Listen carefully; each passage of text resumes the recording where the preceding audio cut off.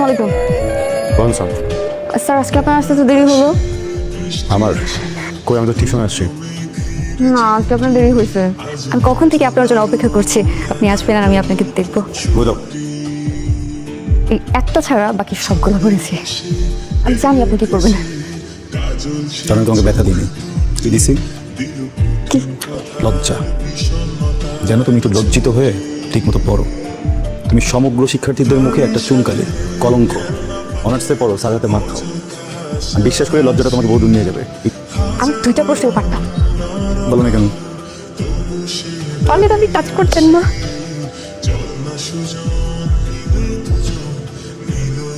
চাচি বাসা আছে না? তাকে বলবো তার সাথে কথা আছে আমার। কি কথা? আমার তো ঘোরার আছে বলতে ভালো লাগতেছে না। এই বইয়ের ভিতরে একটা চিঠি আছে, ওই চিঠিটা আপনি পড়বেন। আর চিঠিটা পড়বেন, পড়ার পর আমাকে জানাবেন। আর যদি আপনি অ্যাভয়েড করেন তাহলে আমি একটা উল্টাপাল্টা কিছু করে ফেলবো। আর হ্যাঁ, আমি আমার মাকেও চিঠি লিখে যাব আর বলবো এই উল্টাপাল্টার পেছনের কারণ আপনি।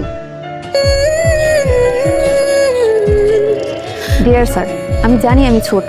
আপনি আমাকে ছোট বলে আমার অনুভূতিগুলোকে উড়িয়ে দিতে পারেন, সেটা বড় বিষয় না।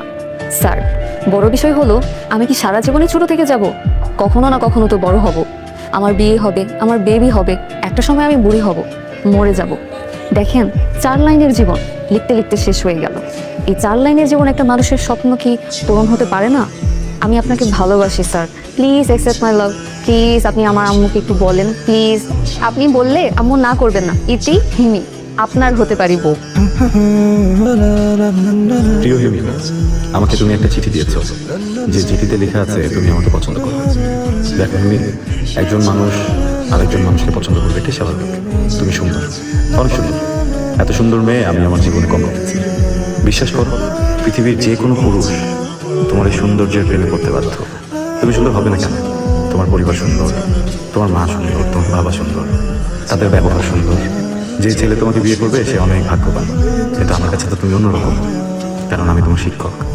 একজন শিক্ষকের কাছে তার স্টুডেন্টের সন্তানের মতো।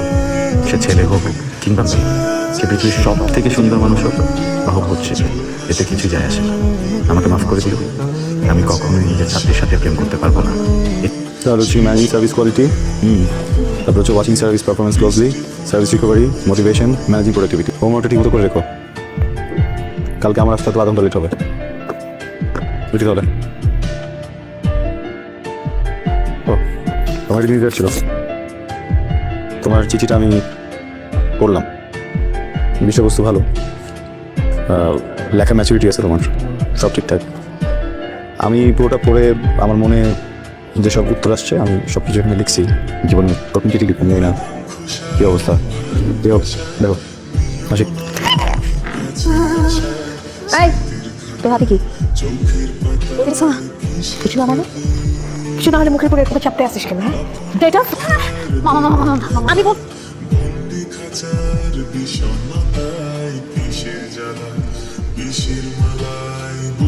ভাই, আমার একটা মাত্র মেয়ে, ওরে প্রাইভেট পড়ানোর জন্য বাসায় মাস্টার রাখলাম। আমি তো বাড়ি থাকি না, আমার মেয়ে থাকে আর আমার বউ থাকে। এই সুযোগে মাস্টার আমার মেয়ের প্রপোজ করছে। এটা তো ভাই ক্ষমা করা যাবে না ভাই। ভাই, আপনারা সম্মানিত মানুষ, আমার তো মান সম্মান সব গেল। এর একটা সমাধান দিয়ে যান আপনারা। সমাধানের জন্য তো আমরা এখানে বসছি, তাই না? কিন্তু চিঠিটায় যা ছেলেটা লিখছে ভালো কিছু লেখে নাই। তবে একটা কথা চিঠিতে লেখা, আপনার মেয়েও কিন্তু ওকে একটা চিঠি দিছে। আমি আপনাকে একটা কথা বলি, এটা আপনার ভালো হবে, আপনার সম্মানটুকু বাঁচবে। আপনি কাজ করেন, আপনার মেয়েকে ওর সাথে বিয়ে দিয়ে দেন। চাচা বেদবিন আনলে একটা কথা বলি। আমি আমি এটা চিঠি দিচ্ছি, কিন্তু চিঠিটা তো একটা পুরো পৃষ্ঠা ছিল। অর্ধেকটা আপনাদের হাতে আর অর্ধেকটাতে আমার।